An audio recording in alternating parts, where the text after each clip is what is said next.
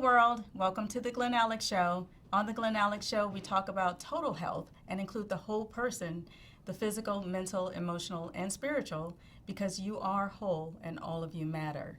I'm Glen Alex, author of Living in Total Health, speaker, coach, and educator. And my life's work is about health because I believe that healthy people are more genuine, more loving, more giving. And just think about it. If everybody were as physically, mentally, emotionally, and spiritually healthy as they could be, or were at least on that path, there would be no mass shootings, there would be no isms, and there would be no abuse. So please join me on this path to health to make the world a better place. And with that, I am excited about this episode's guest, Miss Carole Miller from Beaumont, Texas. She and I go way back, and when I was 2. Not that far, not that far. And I learned so much from Carole, and I'm really excited for her to share her wisdom with all of you. So, Carole, welcome to the show. Thank you, Glenn. How are you doing? I'm doing great. Good. We got really lucky. Carole is actually in town for a convention, so I made her make time for this show so she can come on and share her knowledge with us. Yeah. So please take a minute or so and tell us who you are. Well, I'm Carole Miller. I have a master's degree. I have done counseling for many years, and my specialty is really about transformation of people. And I've branched into not only counseling, but hypnosis, hands-on healing work, all sorts of things, body talk, Barbara Brennan healing science, naturopathy, flower essences, a variety of different things. And I've been using that for those people that really want to transform their lives. And I love the hypnosis part too. That's very, very powerful. It's all powerful. Each has its own different way that has its own power, you might say, to help people transform. So I suggest trying all of those paths and many, many more, because they certainly do help people move forward. I like that. You help people transform. How did you put that? The transformation of people. Is that what you said? I love that. Yeah. That resonates. Yeah. Okay. Everybody's looking to transform something in their lives. Correct. No matter what. It could be a physical thing, it could be a spiritual thing, Right. mental. Relationships. Yeah, anything. relationships, all kinds of things, Glenn. Okay. So we're always looking and wanting to find ways to make ourselves better. Okay. Yeah. I like that. I like that Yeah. a lot. So in reading your bio, I actually was surprised with all the things she does, and I've known Carole forever. I had no idea. But you do mention the body-mind complex in your bio. Explain what that is. Well, everything is so very interrelated. Mm-hmm. And so when I became a counselor, I thought that was fabulous, and I loved it and did all that kind of stuff. And then I realized that, we really need to go farther with that. And Okay. so then I ended up into some body work with healing work, and it's so interrelated that the best way to handle people in a lot of ways is to do, sometimes I've thought about doing a therapy session and then immediately do a healing session right after with all the types of issues that came up, and actually transform their energy field to assist them in moving whatever the issues were completely out of the body. Okay, so that's kind of a way to integrate the physical changes with the mental and the emotional, and that makes them a little more powerful, more potent? Yeah, it's like they become clearer so that they will become more of the people they were meant to be in this particular sojourn on Earth, you might say. Okay. And they'll start maybe moving into their life path. Okay. And any of those things Wow. that may have been blocking them Okay. are starting to melt away. Okay. Mm-hmm. She's amazing. So tell me, what led to your curiosity about the body-mind stuff and healing? Well, I've always been a little weird. Yeah, I mean, it's true. I used to read stuff about all kinds of different things. Okay. So, and then I had got my counseling degree, and I think I was in the bookstore one day, and I was looking at all the different books, and there was this book that kind of fell off the shelf, and that was about Barbara Brennan and hands-on healing. It was called Hands of Light. And so with that, I didn't have any money to go to her school at that time. Okay. But shortly thereafter, my mother passed away and left me some unexpected money. And so I used that money to go to her school. It was the best thing I ever did in my Okay. life. What an investment. Yeah, yeah. Okay. It's Very fabulous. cool. Very cool. Okay. Well, we're going to take a quick break right now, but we're going to get into more of Carole and what she does when we come back. In the meantime, take this opportunity to visit livingintotalhealth.com and order your signed copy of the first edition of Living in Total Health while they last. And we'll be right back. I actually was able to get a copy of your book, and I couldn't put it down. Welcome back to the Glen Alex Show. I'm here with guest Carole Miller, a visitor from another world, Beaumont, Texas. She's in town for a convention, and I was lucky enough to get some of her time so she can do the show with us. And in the first segment, we talked about her everything she does, her titles, her skills, and how she works with clients, or what led her to the mind-body complex and working to help people transform. So in this segment, I want to talk a little more about the hypnosis, because that's fascinating. You know, there are shows on the Strip about hypnotists and things like that. So give us just the basics of what hypnosis really is versus what the myths are. Well, you know, hypnosis is really, I like to keep it very simple for people, and I just like to say that when you work with yourself with hypnosis, you're working with the subconscious mind, which is that part of you that's very, very relaxed about when you're ready to go to sleep, when you're almost there, you're getting into that space.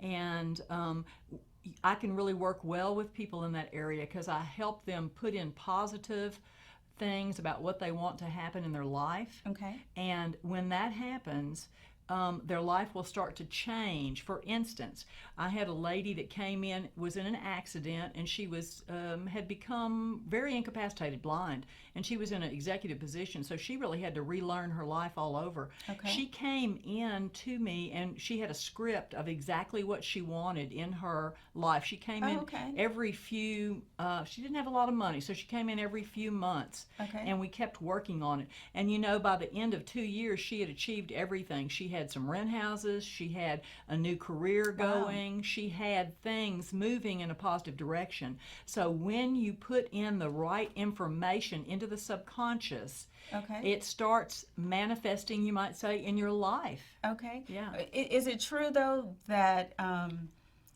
you can plant subliminal messages in me and have me behave in a way that I normally wouldn't? No, that's not really true. Okay. And, you know, if it's against your own identity or your own, what's the word I want, ideals and values and things like that, that is won't not, take. No, not really, because if your values are very, very strong, you will not be doing any kind of thing like that. In fact, you want to go to a very reputable person anyway, so you want to make sure that you're getting good, positive input from whoever your practitioner is. Okay, so how do you know when a client gets to that space just before sleep? How can you tell, or do they give you feedback? Well, believe it or not, there's many times people, they'll say, oh, well, I never did go to sleep, or I never did, I waved in and out. And some of them actually go to sleep.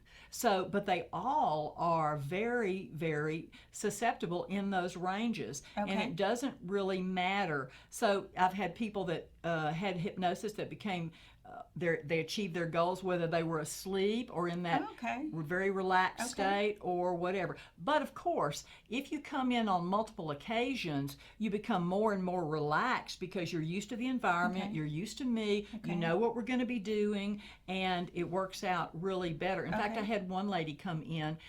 She was coming in for fear of dentistry, and she had a bad childhood experience. She needed a lollipop. Yeah, more than that. And she came in several times, and she was in a high-stress job. And after she had a little tick going on in her shoulder, like something like that.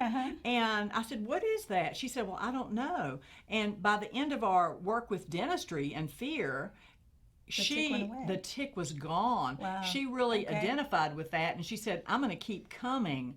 So she kept coming over a period of time as I was trying to get her to retirement, because she was about ready to retire. And in the process of that, she also lost over, I'd say about a year or year and a half, about 75 or 100 pounds. We weren't really working on that. We were working on the stress for her job. Okay. But I always add eating good, exercising, Right. taking care of yourself. Right. And so those are all things that you mention in your book, Living in Total Health. And so therefore, these things are all so very important. If you haven't read Glen's book, you need to. It's great. Thank you, Carole. Thank you, Carole. And you had mentioned earlier how these different facets of health are interrelated. So maybe you didn't work directly on weight loss with her.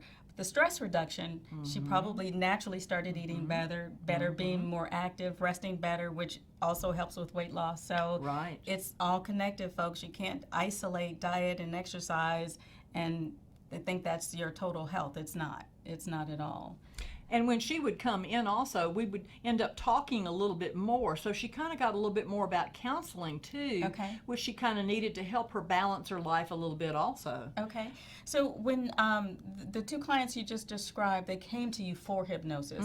If you have a client who doesn't come for hypnosis, do you add that during your counseling work with them? And how do you make that decision?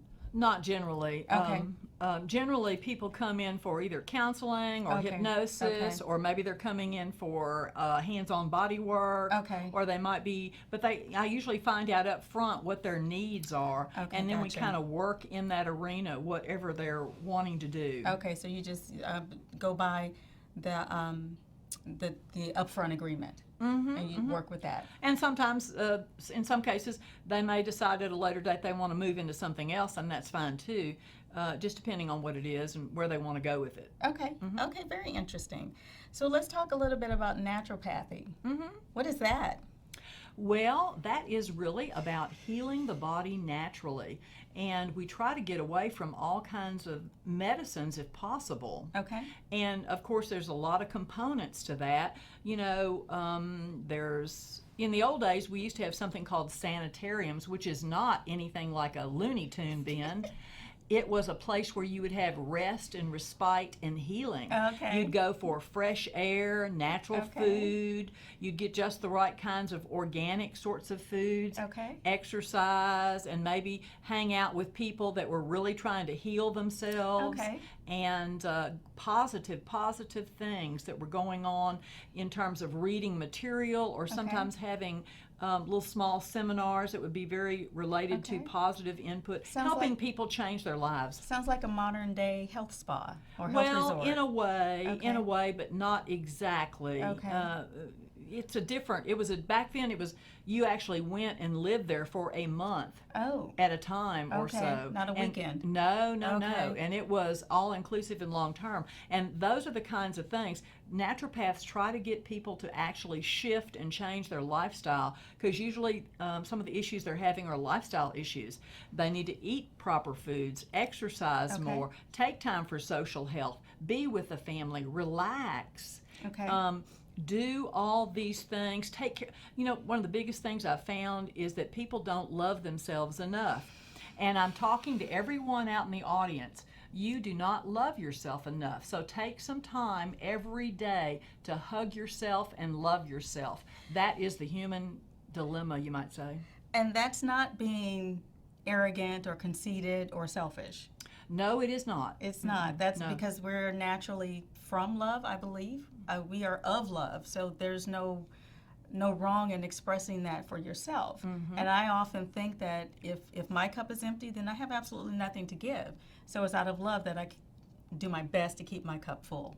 When we're in the heart connection and in the love connection, the universe brings to us everything we need, and we take care of ourselves. Instead of, trying to force something to happen, it will come to you. I know sometimes that's hard to believe, but it is very true. It is very true. Okay. Wow. Okay. So with that, we are going to take another short break. I promise it'll be short. So please check out Living in Total Health, and we'll be right back.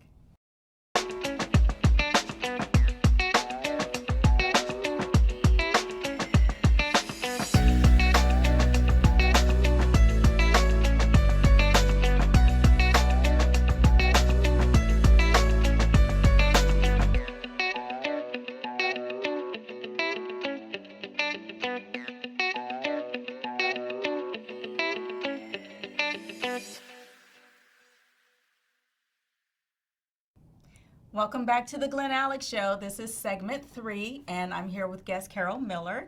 And in the second segment, we talked about her work with hypnotherapy and naturopathy. So very exciting stuff. So when you get a chance, go back and review it because it's very, very useful.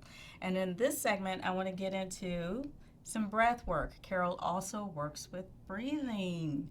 So please tell me, why is breathing so important?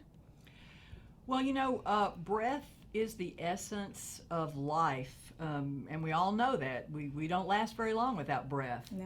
But I want to take you back for a second and remember about, if you don't know about the yogis are using breath to move the energies and or get into a lot of those yogic positions that you're thinking, oh my God, how would they ever do that? The pretzel. But, yeah, all those things. But they're using the breath. And I can give you a kind of another example too. I went to a workshop some time ago and we were using breath work. I've done several different kinds, but this particular breath work, it was called the theta breath.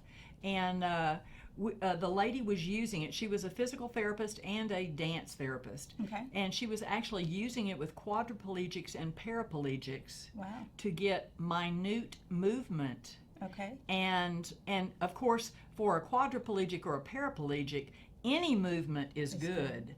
And so as you were using the breath, controlled breathing in a certain way, then you would get more movement. And of course, as you got more movement, little by little by little, they were able to come out of their state more and more. Okay, very cool. Mm-hmm. Well, for beginners, people who don't know that much about breathing, can you give us or demonstrate a couple of simple techniques? Well, there was one of the breath techniques that the one lady was using to get minute movement. Let's say I use I'll give you an idea.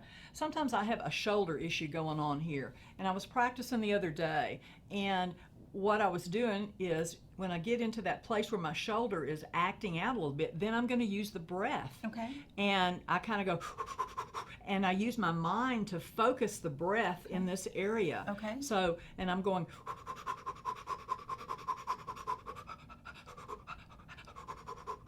and you'll find that if whatever's going on here will loosen and kind of melt. Okay. And then your arm will feel better. And you can keep doing that so that it will actually maybe be 100% better. Okay. Yeah. Do you have any suggestions for, so if somebody's not having a particular ailment, if just for meditation, for deep relaxation, a suggested technique? Well, I know there are thousands, but just one that's simple that people can grasp just now in this format. Yeah. I like to sit up straight and then just really take in a deep breath and then breathe all the way in, completely out, and all the way in, all the way out. Sometimes I actually like to add a little tone to it, like the sound, and do some of that if I'm going through the nose but coming out the mouth.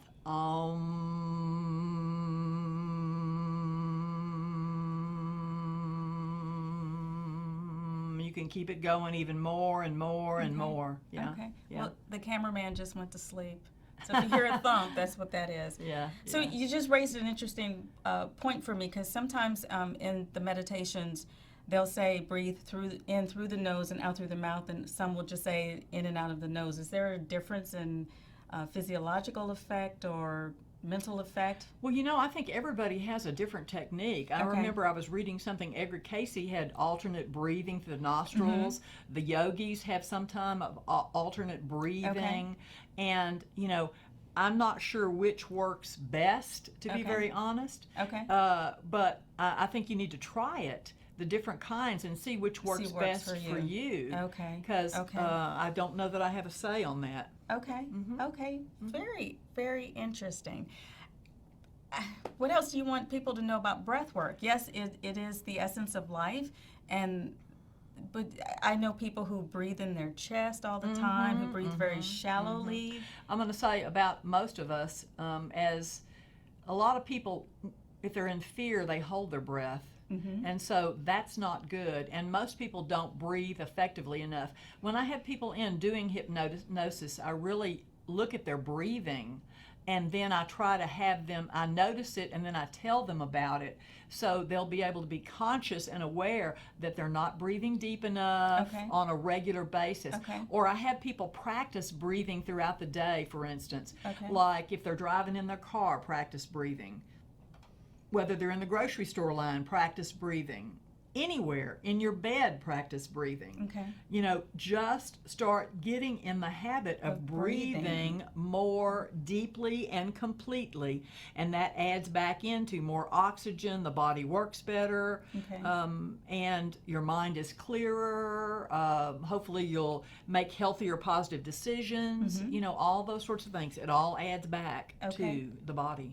And what exactly is a complete breath?